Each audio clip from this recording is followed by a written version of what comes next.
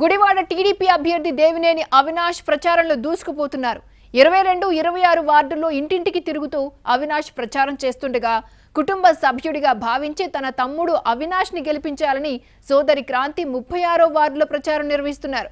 వీధి వీధిన పూలమాలలు హారతులతో అవినాష్ కు ఘన స్వాగతం పలుకుతున్నారు ప్రజలు.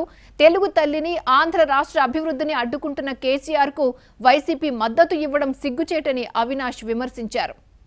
గత 15 రోజులుగా ఈరోజు నిజంగా చెప్పాలంటే ఎంతో ఉత్సాహంగా ఎంతో సంతోషంగా రోజు రోజుకి ఈరోజు తెలుగుదేశం పార్టీ పైన మా పైన ప్రజలు చూపించే ప్రేమ అభిమానాలు కానీ ఎన్ని గారా మేము జీవితాంతం రుణపడి ఉంటాం వాళ్ళందరికి గారా.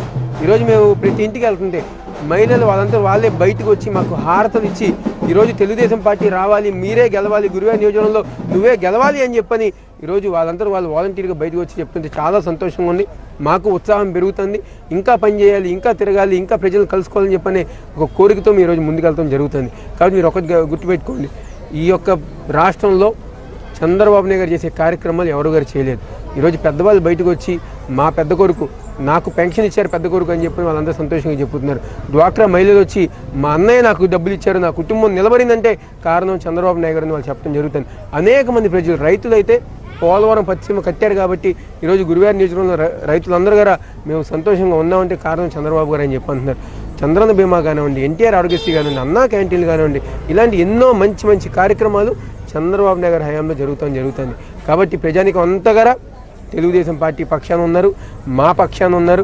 ఈరోజు ప్రజలకు అందుబాటులో ఉండే విధంగా, ప్రజలకు నమ్మకం కలిగించే విధంగా, ప్రజలకు మేము అభివృద్ధి చేస్తామని చెప్పేవారు కాబట్టి ఈరోజు మా పక్షాన ఉన్నారు. ఇంకో పక్క చూసుకుంటే ఈరోజు జగన్మోహన్ రెడ్డి గారు కేసీఆర్తో కలిస్తే తప్పేంటి అంటే మన రాష్ట్రాన్ని తిట్టిన నాయకుడు, మన తెలుగు తల్లిని అవమానించిన నాయకుడు, మన రాష్ట్రాన్ని పోలవరం పట్టిసీమ రాకుండా అడ్డుకోవాలని చెప్పని ఈరోజు ఉత్తరాలు రాసిన నాయకుడికి నువ్వు మద్దతు ఇస్తావా?